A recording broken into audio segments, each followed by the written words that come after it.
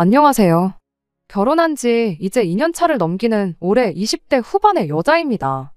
아무리 신혼 막바지라고 할지라도 둘이서 한참 좋을 때일 텐데 저는 왜 결혼을 했을까 하는 후회로 매일을 살고 있어요.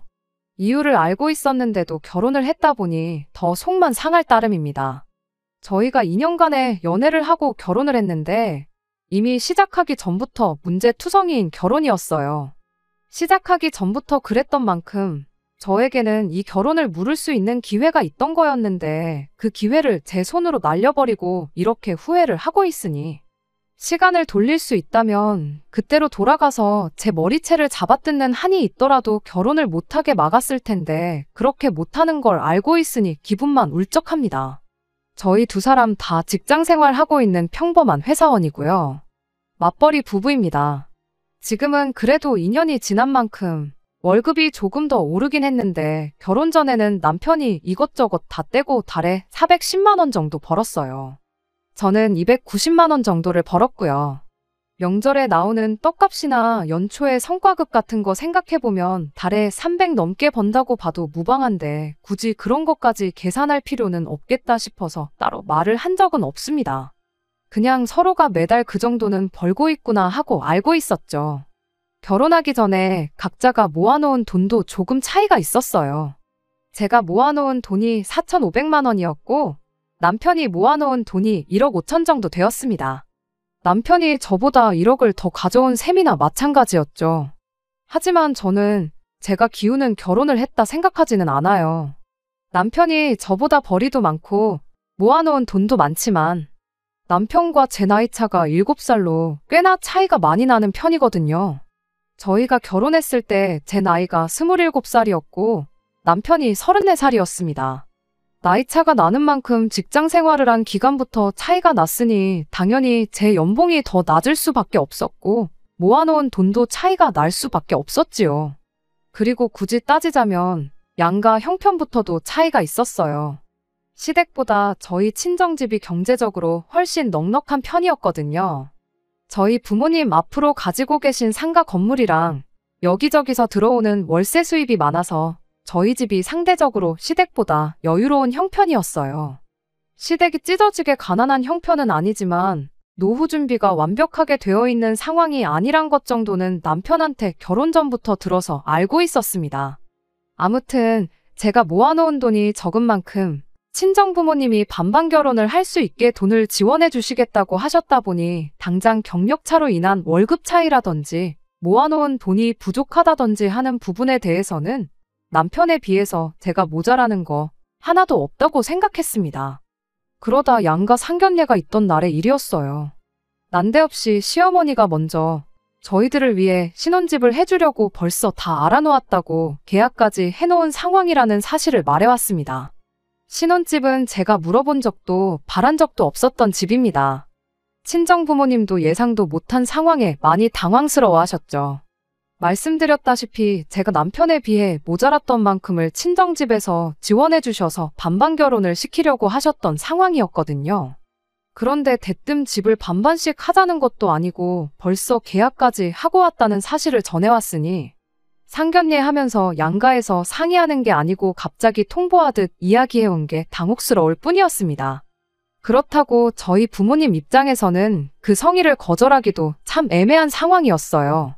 우리 집에서 돈을 더 해줄 테니 계약 무르고 애들 더 좋은 집 사주자는 말을 꺼내는 게 어떻게 보면 저희 집이 조금 상황이 더 넉넉하다고 시댁을 무시하는 느낌을 받을 수도 있는 상황이었으니까요. 일단은 거기서 다른 말은 더 안 하시고 알겠다고만 대답하고 마르셨어요. 저한테는 따로 상황을 두고 봐보자는 말을 해오셨고요. 이미 상견례 하기 전에 남편 입에서 시댁 상황이 넉넉한 편은 아니라는 사실을 들었기 때문에 상견례 끝나고 나서 남편한테 시부모님이 갑자기 돈이 어디서 나서 집을 해주신다고 하는 거냐, 어떻게 벌써 계약까지 했다고 하시는 거냐 물어봤지요. 남편은 자기도 잘 모르겠다는 식으로 이미 이렇게 된 거 한번 잘해보자는 대답을 할 뿐이었습니다. 그런데 막상 시어머니가 계약해놓았다는 그 집 구경을 다녀왔는데 집이 너무 별로였어요. 아파트이긴 했는데 너무 오래되고 요즘 많이들 기피한다는 복도식 아파트였습니다. 아파트 들어오기 전부터 단지를 중심으로 차들이 이리저리 얽혀서 대져 있는 모습을 보아하니 주차장도 터무니없이 모자라 보였어요. 연식이 오래된 만큼 재건축 호재도 있긴 했지만 벌써 몇 년 전부터 이야기만 있을 뿐이지 실제로 진행되는 건 아무것도 없어 보였습니다. 집 평수도 너무 작은 편이었고 솔직히 마음에 드는 점이 하나도 없었어요. 그래도 어떻게든 좋아해 보려고 노력을 했죠. 그나마 지하철역이 가까워서 출퇴근은 어렵지 않겠구나. 어쨌든 재건축만 시작하면 어차피 다른 집을 구해야 할 텐데 그냥 몇 년 살면서 투자한다는 생각으로 쥐고 있어나 볼까 그런 생각으로 억지로 그 집을 좋아해 보려고 노력했습니다. 아파트가 워낙에 구식인데다가 심지어 먼저 살던 분이 아파트가 준공된 시점부터 여태까지 한 번도 이사를 안 하고 쭉 살아온 집이다 보니 리모델링을 하는 게 선택이 아니라 거의 필수에 가까웠어요. 남편 쪽에서 집을 해오기로 했으니 적어도 리모델링하고 혼수, 결혼 비용은 제가 해가는 게 당연하다 생각했죠. 이래저래 계산기 두들겨가면서 견적을 내봤는데 제가 모아놓은 돈이 4,500분이었다 보니 혼수랑 결혼 비용을 생각하면 리모델링 비용이 조금 모자란 상황이었습니다. 결혼식 마치고 축의금 들어올 거 생각해보면 사실 모자랄 건 없었지만 결혼식 올리고 나서 리모델링을 이유로 따로 부모님 집에서 리모델링 끝날 때까지 떨어져 사는 것도 좀 그렇지 않나 싶었어요. 물론 친정 부모님이 여유가 있는 상황에 돈을 도와주시기로까지 하셨다 보니 당연히 친정 도움을 받으면 되는 상황이었지만 모자란 게 1,000만 원 조금 넘는 돈이었는 게 그걸 해달라기가 조금 뭐했습니다. 시댁에서 구해준 그 신혼집이 재건축을 시작하게 된다면 저희가 이사를 나가야 할 텐데 그때 가서 차라리 더 좋은 집을 구하고 이 집은 피받고 정리를 하는 게 더 낫다 싶었고 이왕 도움을 받는다면 그때가 와서 집을 구할 때 한 번에 큰 돈을 받는 게 낫겠구나 하는 생각이었어요. 게다가 시댁에서 신혼집을 해주기로 한 만큼 남편이 모아놓은 1억 5천이라는 돈이 고스란히 남아있는 상황이었으니 일단은 그 선에서 해결하는 편이 훨씬 좋은 방법이라 생각했습니다. 그래서 남편한테 결혼식 비용이랑 혼수 정리해둔 리스트 그리고 리모델링 견적서를 전부 보여주고 조금 돈이 모자라는 것 같으니 일단 리모델링 하는데 1,000만 원 정도 보태줄 수 있느냐고 물어봤어요. 그런데 남편이 자기는 돈이 하나도 없으니 도움받을 거면 친정 부모님한테 부탁해보는 게 어떻겠냐는 대답을 하더라고요. 그때까지만 해도 자기 집에서 신혼집을 해주는데 거기서 또 자기 돈으로 리모델링까지 하려고 하느냐고 남편이 제게 직접적으로 따지기가 뭐하니 그냥 얼버무리는 식으로 돌려 말하는 건 줄로만 알았어요. 그래서 그런 게 아니고 결혼식 날 축의금 들어오면 신부 측으로 들어온 축의금은 부모님 안 드리고 내가 가져오기로 했다고 그러니까 결과적으로 따지고 보면 내 돈으로 하는 거나 마찬가지다 하고 설명을 해줬죠. 그리고 애초에 친정집에서 반반 결혼 맞춰준다고도 했는데 그 돈은 아껴뒀다가 우리 이사 나갈 때나 해주시라고 이미 말씀드렸고 그렇게 하기로 되어 있는 상태라고 내 돈, 우리 집 돈 한 푼이라도 더 아껴서 결혼하려는 게 아니니까 그런 부분은 걱정할 필요 없다고 한마디 해줬어요. 그런데 남편이 돈을 해주기 싫어서 그러는 게 아니라 진짜로 돈이 없어서 그러는 거라는 소리를 하는 거 아니겠어요? 1억 5천 모아놓은 돈은 어쩌고 돈이 한 푼도 없다는 소리를 하고 있느냐 물었더니 남편이 그 돈은 아직 통장에 그대로 남아있기는 하지만 신혼집 잔금 치르는데 들어갈 예정이니 거기서 돈을 더 빼서 쓸 수 없는 상황이라고 설명을 하는 거 아니겠나요? 그러니까 제가 그날까지 시댁에서 해준다고 했던 그 집이 사실 알고 보니 남편이 모아놓은 돈까지 전부 합쳐서 해오는 집이라는 걸 알게 되었습니다. 결과적으로는 당장 내 수중에 4,500이 전부인 와중에 시댁에서 집을 해온다는 사실은 변하는 게 없으니 그냥 그렇구나 했어요.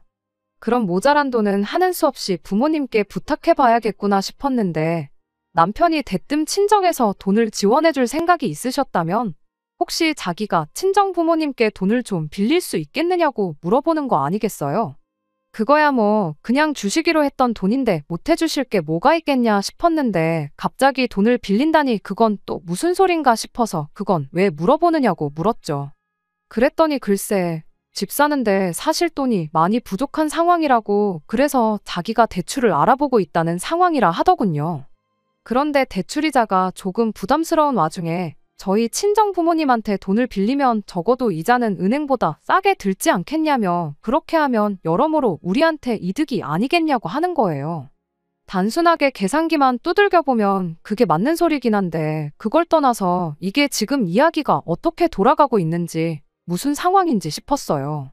시어머니가 집을 해준다고 하지 않았냐, 계약까지 다 해놓았다고 하지 않았냐. 그런데 지금 상황을 보아하니 시어머니가 집을 해주는 게 아니고 오빠 돈에 대출까지 받아야 할 만큼 돈이 모자란 상황인 것 같은데 내 말이 맞냐 틀리냐 물었죠. 남편이 우물거리면서 어찌저찌 설명을 해줬는데 한마디로 정리해보면 집을 해준다는 게 사실 남편 돈 1억 5천에 대출을 추가적으로 2억을 더 받고 거기에 시어머니가 5천만 원을 보태서 그렇게 집값을 마련할 계획이었던 거예요. 거기까지는 어찌저찌 그냥 못 본 척 못 들은 척 그냥 넘기려면 넘길 수 있었어요. 그래도 친정에 돈을 빌리는 건 조금 아니다 싶었죠. 그도 그럴 게 사돈지간에 어떻게 돈을 빌리고 차용증을 쓰고 그러겠냐고. 가족끼리도 돈 빌리는 거 조심해야 하는 상황에 집안끼리 돈이 오가는 건 조금 아니지 않냐고 한마디 했죠. 그랬더니 거기서 남편이 한다는 소리가 차용증을 우리 엄마가 왜 쓰냐며 돈은 우리가 빌리는 거고 갚는 것도 우리가 갚을 텐데 부모 자식 간에 차용증이 왜 필요한지 이해가 안 간다는 소리를 하더라고요. 돈을 우리가 갚는다는 말까지 들으니 저도 더 이상 참을 이유가 없다고 생각했어요. 따지고 보면 시어머니가 집을 해주는 게 아니고 저희 결혼하는데 5천만 원 보태주는 게 전부인 상황이잖아요. 그래서 남편한테 그럼 어머님이 집을 해주시는 게 아니지 않느냐고 물었죠. 어차피 돈까지 빌려서 들어가야 할 집이면 친정 부모님한테 지원받아서 반반 결혼 맞추고 그리고 나서 집도 더 좋은 집 구해 들어가는 게 맞지 않냐고 했더니 남편이 어차피 이자 드릴 거 생각해보면 장인 장모님, 그러니까 저희 친정 부모님이 앉은 자리에서 돈을 버는 거나 마찬가지인데 싫을 게 뭐가 있냐는 소리를 하는 겁니다. 말인즉슨 양가에서 돈을 받아 결혼하는 거니 반반 결혼하는 거랑 다를 게 없다는 소리고 오히려 친정 부모님이 이자로 우리한테 얼마씩 더 받을 거 생각하면 저희 친정 부모님한테도 이득이지 않냐는 소리였지요. 우리가 이자 드려봐야 얼마나 드린다고 그걸 앉은 자리에서 돈을 번다고 표현을 하느냐고 했죠. 그 돈 없어도 친정 부모님 먹고 사는데 아무 지장 없으시고 나도 굳이 반반 결혼할 수 있는 상황에 꼴랑 4,500 들고 결혼해서 괜히 기우는 결혼하는 느낌 받고 싶지 않다고 했어요. 그러다 문득 생각난 게 하나 있어서 남편한테 그럼 이렇게 결혼하면 집 명의는 어떻게 되는 건지도 물어봤죠. 아니나 다를까 남편이 집 명의는 자기 이름으로 하기로 했다는 사실까지 말해왔어요. 그 소리까지 들으니 이젠 더더욱이 시댁에서 저희 집이랑 상의 한마디도 없이 계약해놓은 이 집에 신혼살림을 차리고 싶은 마음이 싹 달아났습니다. 집이라도 제 마음에 들었다면 어떻게 생각은 해보겠지만 억지로 좋아해보려고 노력 중인 와중에 그러고 싶은 마음이 눈꼽만치도 없어졌어요. 남편 돈이 그대로 남아있는 걸로 봐서 중도금도 치르기 전인 상황이란 걸 어느 정도 짐작했고 정말 천만다행으로 계약금마저 정식으로 계약한 게 아니고 구두계약으로 100만 원 집어넣어 놓은 가계약 상태인 걸 알게 되었습니다. 집에 돈도 넉넉한 상황에 굳이 남편 명의 집에 혼수만 채워서 들어가는 그림보다 차라리 100만 원 손해쯤은 감수하고 반반 결혼하는 게 100번 낫다는 생각이었어요. 남편은 이 상황을 마음에 들어하지 않는 눈치였지만 제가 끝까지 고집을 부려서 결국 계약금 지불하고 친정부모님 지원받아서 새로 집을 알아보는 쪽으로 이야기를 다시 하게 되었어요. 남편한테는 이렇게 하는 게 당장은 못마땅할지라도 나중에 우리 사이에 득이 되면 득이 되었지 문제가 될 일은 하나도 없을 거라고 저를 좀 믿어달라고 부탁을 했습니다. 그런데 제 예상이 엇나가고 말았어요. 반반 결혼하기로 하자마자 바로 문제가 생겨버렸던 거죠. 시어머니가 결혼 전부터 당신 뜻을 거스르는 며느리가 괘씸하다시며 그렇게 잘났으면 니들이 알아서 해보라고 지원해주기로 했던 5천만 원을 안 해주겠다고 나온 겁니다. 하지만 그 사실에 그렇게 충격받을 것도 큰일 났다 싶을 것도 없었어요. 차라리 다행이구나 생각하고 말았죠. 사실 그렇잖아요. 신혼집을 해주겠다는 말이랑 5천만 원을 보태주겠다는 말부터가 하늘과 땅 차이인데, 그렇게 시어머니가 원하는 대로 결혼했다면 집을 해줬다는 그 이유 하나만 가지고 얼마나 갖은 생색을 냈을까, 그런 생각밖에 안 들었거든요. 그때까지만 해도 이때가 이 결혼을 물을 수 있는 유일무이한 기회라는 걸 생각 못했던 건 저의 불찰이긴 합니다. 결국 오늘에 와서 이렇게 이혼 생각을 하고 있게 되었으니까요. 아무튼 시어머니의 5천만 원이 있고 없고가 저한테 있어서는 그렇게 치명적인 문제는 아니었어요. 큰 돈이긴 하지만 여차하면 친정 부모님한테 조금만 더 보태달라고 부탁해도 되는 거였고, 아니면 대출을 좀 더 받으면 그만이겠구나 생각했거든요. 그렇게 친정어머니하고 발품손품 팔아가며 7억 상당의 아파트 매물을 하나 찾게 되었어요. 시어머니가 계약했었던 그 집과 비교하면 거의 신축이라고 봐도 무방할 정도로 연식이 그리 오래되지 않은 아파트였습니다. 주차장도 지하로 세대수 전부 커버하고도 남을 만큼 널널했고, 계단식이다 보니 복도식보다 훨씬 안전한 느낌도 들었고요. 그렇게 집을 계약해야겠다고 남편한테 이야기를 했더니 며칠 지나지 않아서 또 새로운 문제가 터지고 말았습니다. 시어머니가 당신 도움 없이 집을 구했다는 사실이 배가 아팠던 건지, 난데없이 남편이 모아놓은 돈 또한 시댁재산이나 마찬가지니 그 돈을 집 사는데 쓸 생각 말라고 나온 거예요. 남편은 어머니 뜻이 그런데 거역하기가 조금 그렇다며 정말 미안하게 됐다고. 아직 계약금도 걸어놓지 않은 상황이니 신혼집은 한 4억 선에서 알아보는 게 어떻겠냐고 말을 해왔어요. 그 이야기를 전해오는 남편의 표정만 봐도 이게 자기 뜻이 아니고 시어머니 뜻이고, 어머님 고집 때문에 상황이 이렇게 된 것이 몹시도 유감이라는 얼굴을 하고 있었어요. 그래도 남편이 미안한 마음은 갖고 있구나 생각했고, 이것 또한 차라리 잘된 일이라고 생각했습니다. 어차피 시어머니가 처음에 해준다고 했던 그 집, 사실상 5천만 원 가지고 집 해줬다고 평생을 두고 생색내려고 했던 그 집 또한 반반 결혼을 할 수 있던 상황임에도 불구하고 어떻게든 남편 명의로 집을 하려고 했었던 거잖아요. 7억 집을 구하는데 아무리 대출을 같이 갚아나간다 하더라도 저희 집에서 해주는 돈이 훨씬 더 많은 상황에 똑같이 공동명의를 하는 게 맞나 싶었었는데, 이참에 남편 돈이나 시댁 지원 없이 그냥 집을 구해버리면 적어도 명의 문제 가지고 골머리 썩을 일은 없겠다는 생각을 했었던 거죠. 저도 저희 친정 부모님도 차라리 이렇게 된 게 천만다행 아니겠냐고 안도를 했어요. 게다가 친정 부모님이 이왕 이렇게 된 거 대출을 추가적으로 더 받을 게 뭐가 있냐고 하시면서 그냥 집을 해주시는 쪽으로 이야기가 되었어요. 그렇게 시댁 도움 하나 없이 남편 돈도 쓰지 않고 신혼집 계약을 하게 되었죠. 먼저 살던 사람이 리모델링도 싹 해놓은 상태였고 집 관리도 잘 되어 있던 터라 그냥 혼수만 채우면 되는 상황이었어요. 그 와중에 제가 모아놓은 돈은 그대로 남아있는 상황이었다 보니 그 돈으로 혼수를 채우면 되겠구나 싶었습니다.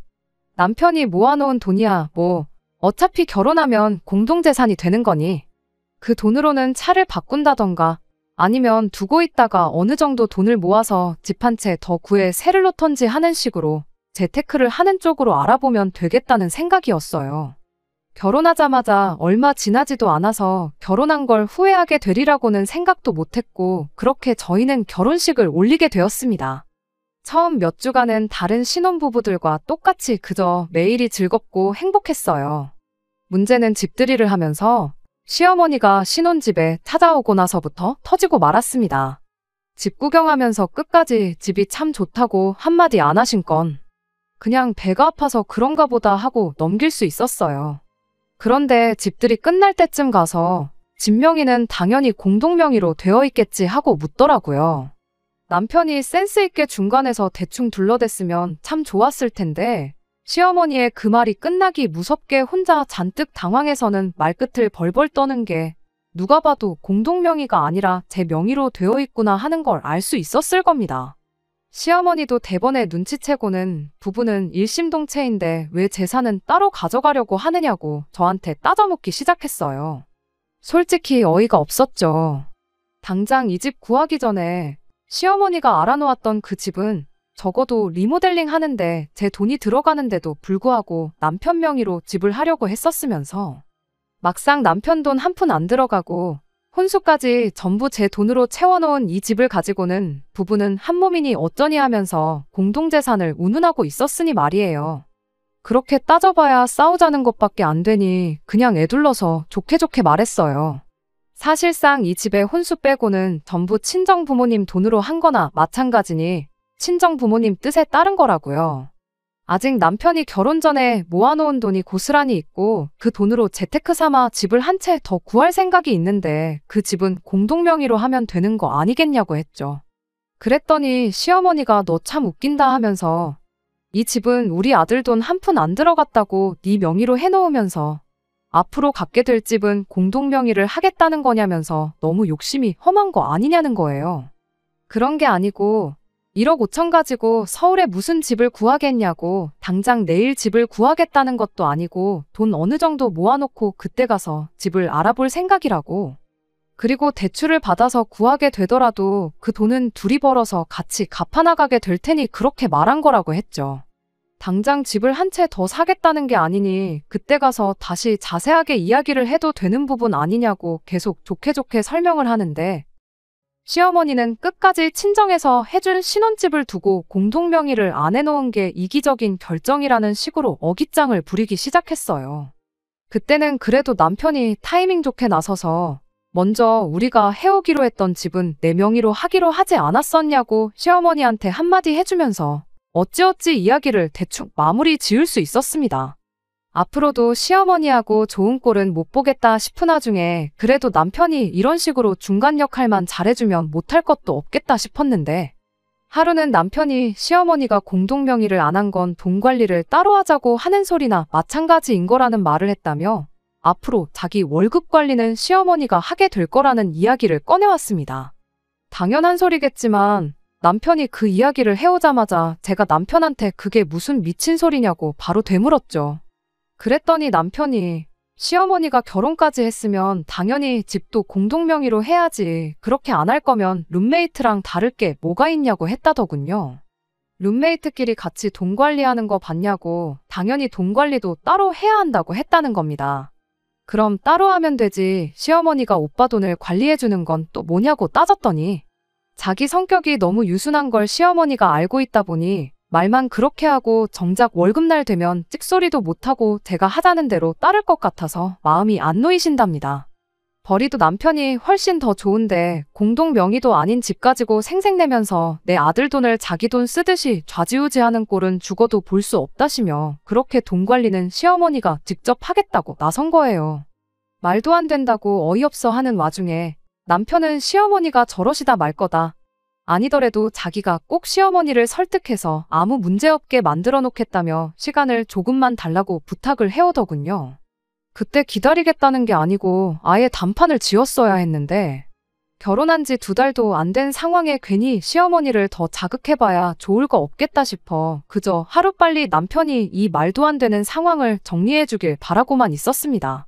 이 이야기를 들은 친정어머니께서는 차라리 그럼 집을 공동 명의로 돌리는 게 어떻겠냐는 말까지 하셨는데 절대로 그렇게만은 못하겠다고 제가 고집을 부렸어요. 지들이 해줄 때는 단독 명의가 맞고 우리가 해오니 공동 명의로 해야 한다는 게 무슨 가당치도 않은 소리냐고요. 그나마 그게 제가 한 일 중에 제일 잘한 일이지 않을까 싶네요. 아무튼 그렇게 또 한 달이 지나게 되었는데 당연한 이야기겠지만 남편한테서 그 어떤 좋은 소식도 들을 수 없었습니다. 이 상황을 해결하기에 한 달이란 시간이 너무 짧을 수도 있었겠지만 시어머니는 그 한 달 사이에 또 새로운 불랑거리를 하나 만들어 오셨으니 어떻게 보면 참 대단한 분이다 싶어요. 사이가 안 좋다고 해도 시댁과 일부러 거리를 두고 지낼 필요는 없다고 생각해서 나름 남편 시켜서 안부 연락도 드리고 그러다가 그렇게 시부모님 모시고 같이 외식도 다녀오게 되었어요. 그런데 시어머니가 밥 먹다 말고 남편한테 우리 아들 얼굴이 왜 이렇게 수척해진 거냐면서 저한테 우리 아들 밥은 똑바로 챙겨주고 있는 거냐고 한마디 따져묻더군요. 시어머니와 관계가 좋았다면 당연히 아무 일 없었을 테지만 그런 상황이 아니다 보니 저도 모르게 대답이 날카롭게 나왔습니다. 룸메이트처럼 살기로 했는데 살림도 각자 알아서 해야 하는 거 아니냐고 밥을 굳이 제가 나서서 챙겨줄 이유가 없는 거 아니냐고요. 살림은 나눠서 하기로 했지만 사실상 제가 남편보다 더 많은 집안일을 하고 있었어요. 식사 준비도 그중 하나였죠. 남편이 수척해졌다는 것도 말이 안 되는 소리였습니다. 오히려 저희 결혼식 올릴 때보다 몸무게가 5kg나 더 쪄버린 상황이었거든요. 우리 아들이 수척해졌다는 건 그냥 시어머니가 괜히 꼬투리 잡아서 저한테 한마디 하려고 꺼낸 말일 뿐이었어요. 제가 식사를 챙겨주지만 그런 시어머니 말에 죄송하다고 말하고 싶지 않아서 일부러 저렇게 대답을 했던 거고요. 룸메이트 이야기 꺼낸 건 다른 사람이 아니라 시어머니 본인이었다 보니 그 말에 딱히 아무 대답도 못 하더라고요. 그러다가 하는 말이 생활비 절반씩 내고 있는 거에서 30만 원을 더 줄 테니까 집안일은 너가 전부 담당하는 걸로 하라는 소리를 하는 겁니다. 남편이 저 대신 하는 집안일이라곤 청소랑 분리수거 정도밖에 없었어요. 그런데 고작 제 돈으로 생활비 30만 원 덜 쓰겠다고 맞벌이하는 상황에 그런 것까지 떠맡을 생각은 없었습니다. 그래서 그럴 게 아니고 생활비는 제가 30만 원 더 낼 테니까 남편이 집안일을 전부 하는 건 어떻겠냐고 되물었죠. 어머님이 맨날 한 집에서 같이 지내다가 떨어져 지내서 아드님 얼굴이 가물가물하신가 본데 사실 저 사람 결혼하고 5kg나 쪘다고. 안 그래도 얼마 전에 건강검진 받았는데 거기서도 살 빼란 소리가 나왔는데 생활비도 30만 원 아끼고 집안일하면 고생한 만큼 살도 빠지고 좋은 거 아니겠냐고 이야기했죠. 그래도 나름 시댁하고 잘 지내보려고 냈던 시간이었는데 그 의미가 무색하게 시어머니하고는 그날부로 그 어떤 교류가 없을 만큼 사이가 더 안 좋아지게 되었습니다. 남편은 그 와중에 저한테 짜증을 내면서 어머니랑 이야기 잘 되어가고 있는데 도와주지는 못할 망정 상황을 악화시켰다고 저한테 투정을 부리기 시작했죠. 그렇게 시댁하고는 거리를 두고 지내게 되었어요. 그게 하루 이틀 지나다 보니 어느덧 2년 가까운 시간이 지나고 말았습니다. 처음에는 제가 너무했나 싶다가도 그렇다고 해서 시어머니한테 숙이고 들어가고 싶은 마음은 눈꼽만치도 없었어요. 오히려 시어머니랑 안 보고 지내게 되니 남편하고 사이도 그럭저럭 괜찮아지고 저도 괜히 스트레스 받을 일도 없었고 그거 하나만큼은 참 좋았죠. 여전히 남편 월급을 시어머니가 관리하는 건 마음에 안 드는 상황이었지만 절반씩 내기로 한 생활비 늦지 않게 따박따박 입금해주고 계셨고 시어머니가 다른 사람도 아니고 당신 아들 돈인데 그걸로 딴짓을 하지는 않겠다는 생각도 갖고 있었어요. 그러다 보니 그것마저 익숙해져서 그냥 시어머니랑 왕래 없이 지내는 결혼 생활이 그렇게 나쁘지는 않구나 하던 어느 날이었습니다. 남편이 시어머니를 설득해 경제권을 다시 받아오는 건 어느 순간부터 바라지도 않고 있었어요. 오히려 남편이 시어머니한테 용돈을 타 쓰는 만큼 결혼한 지도 2년이 넘어가는 이 시점에 상당히 큰 돈이 모여있겠구나 하는 생각이었습니다. 그런데 그 와중에 일이 터져버리고 말았어요. 얼마 전 친정부모님을 통해서 괜찮은 부동산 매물을 하나 소개받게 되었습니다. 저희 친정부모님이 그만큼 부를 쌓으신 게 다 부동산 덕분이라고 봐도 무방했어요. 말씀드렸다시피 임대업을 하시고 계셨고 그걸 보고 자라온 저도 부동산만큼 좋은 재테크는 없다고 생각하던 사람이었어요. 결혼하고 나면 최대한 빨리 집을 하나 더 구해서 친정부모님이 하셨던 것처럼 세입자를 받을 생각이었습니다. 친정부모님도 그런 저희 계획을 알고 계셨다 보니 가깝게 지내던 부동산을 통해 소개받은 매물을 저한테 추천을 해주셨던 거였고요. 결혼할 당시에 남편이 모아놓은 돈 1억 5천에 그 후로 2년이 지난 지금 생각보다 많은 돈이 모여있겠구나 하는 생각이었어요. 그리고 저도 이제 고집 그만 부리고 그 돈으로 재테크를 시작하게 되면 시어머니와도 풀고 시어머니가 바라는 대로 집을 공동 명의로 돌려야겠다 하는 생각이었습니다. 남편한테 맡겨봐야 평생을 가도 시어머니랑 해결은 못 보겠구나 싶었고 굳이 결혼 생활을 이만큼이나 해온 와중에 자존심 싸움 한다고 고집 부릴 이유도 없겠다는 생각이었거든요. 그간 시어머니와 안 보고 살긴 했지만 남편은 쭉 시어머니하고 연락을 하고 지냈어요. 시어머니가 남편 돈을 관리해줬던 것도 있고 저랑 사이가 안 좋을 뿐이지 어머님하고 남편 사이가 틀어진 건 아니었다 보니 그간 남편만 혼자서 시댁과 왕래를 하고 있었거든요.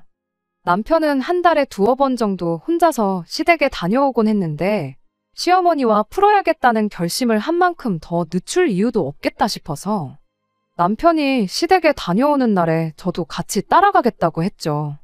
갑자기 왜 시댁에 따라간다는 거냐고 묻는 남편 말에 이 집을 공동 명의로 돌릴 생각이고 그러면서 시어머니하고도 풀 생각이라고 대답을 해줬어요. 당연히 기뻐할 거라 생각했는데 그런다기보단 오히려 당황한 기색이 역력하더군요. 그러더니 뭘 번거롭게 시댁에 가냐고 좋은 이야기 나누는 건데 두 분을 이쪽으로 오시라고 해야겠다는 소리를 하더군요. 집을 하나 더 구한다는 목적이 있긴 했지만 그래도 따지고 보면 제가 먼저 화해의 손길을 내미는 건데 시어머니한테 이쪽으로 와서 사과나 받아가시라 하는 건 좀 아닌 것 같다고 우리가 시댁으로 찾아가는 게 맞지 않겠냐고 했는데 남편이 하도 고집을 부려서 그럼 중간쯤에서 만나 외식이나 하고 거기서 말씀드리는 게 좋겠다는 쪽으로 최종 합의를 봤습니다. 시어머니는 세상에 2년 만에 며느리 얼굴을 본다면서 기분 나쁜 기색을 숨기지 않으셨어요. 잘 지내기 위해 만든 자리니만큼 거기서 발끈하지 않고 앞으로 잘 지내고 싶어서 만든 자리라고 설명드리고 남편 돈까지 해서 집을 하나 더 구해 새를 놓을 생각이라는 계획도 말을 꺼냈습니다. 그러면서 저희 집도 공동 명의로 돌릴 생각이라는 말도 빼먹지 않았고요. 그런데 시어머니는 그럴 필요 없다고 대번에 거절을 하시더군요. 공동명의도 할 필요 없고 당신은 그냥 여지껏 하던 대로 아들 돈을 관리할 생각이니 재테크를 하려거든 네 돈으로 네 혼자 하라는 말을 하시는 거예요. 저로서는 도무지 이해를 할 수 없는 상황이었어요. 그때까지만 해도 그저 2년 동안 소식 없이 지내다가 뜬금없이 연락한 제가 괘씸해서 그러는 거구나 싶었죠. 시어머니 입장에서는 연락 없이 지내던 며느리가 갑자기 연락해서 아들 경제권을 도로 가져가겠다고 억지로 풀자고 하는 것처럼 받아들일 수도 있겠다 생각했어요. 당장은 자존심 때문에 싫다고 하시는 거지 그냥 앞으로 몇 번 더 찾아뵙고 진심을 보여드린다면 시부모님 노여움도 풀리지 않겠나 생각했고 시간이 해결해 주겠거니 그렇게 생각했습니다. 결국 그날 마땅한 결론을 내지 못하고 자리가 끝나게 되었지요. 그런데 계산까지 다 마친 상황에 집에 가야 할 때가 되었는데도 시부모님이 자리에서 일어나지를 않고 버티고 계시더라고요. 얼마나 우리들 배웅받기가 싫어서 저러시는 건가 싶었지만 어찌 보면 2년을 연락 없이 지낸 만큼 그런 반응은 당연한 거라 생각했어요. 남편이 자꾸 제 팔을 잡아 끌면서 가자고 하는데 거기서 먼저 가버리면 그만큼 시부모님 마음을 돌리는데 시간이 더 걸리겠다 싶어서 저도 버티기 시작했죠.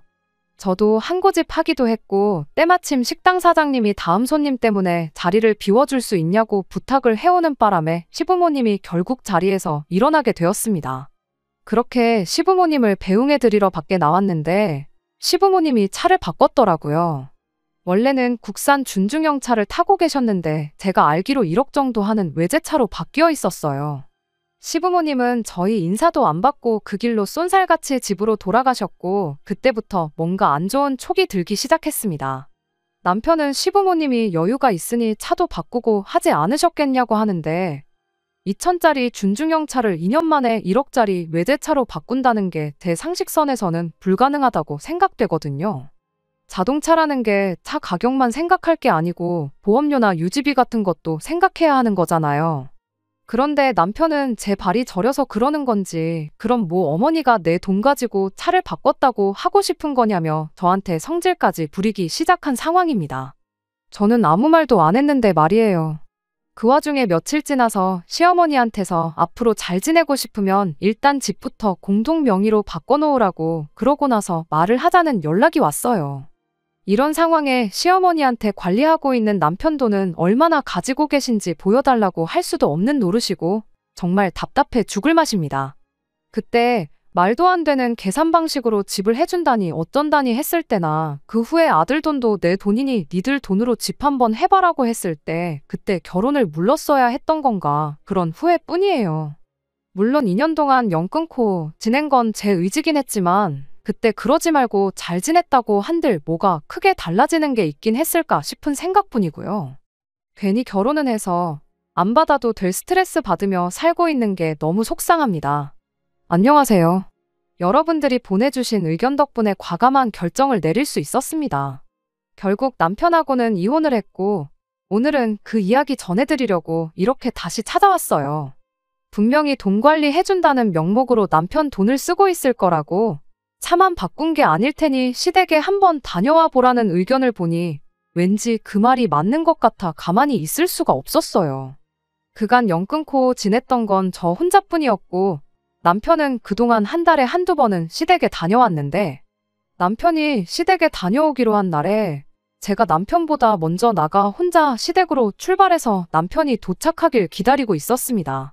이윽고 남편이 아파트 단지 안으로 들어왔고 남편이 주차하는 걸 확인하고 곧바로 남편을 쫓아나가 놀래켜줬어요. 남편은 난데없이 튀어나온 저를 보고 당황한 기색을 숨기지 못하더군요.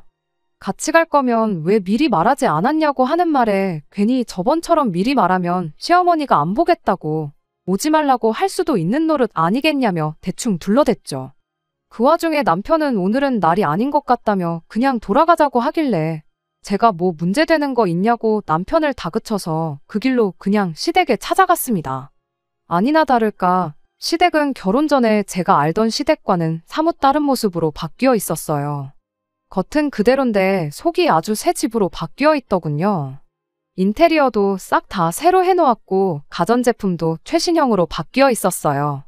집에 계신 시어머니한테 집만 보면 잘못 찾아온 것 같다고 혹시 로또라도 되신 거냐 물어봤죠.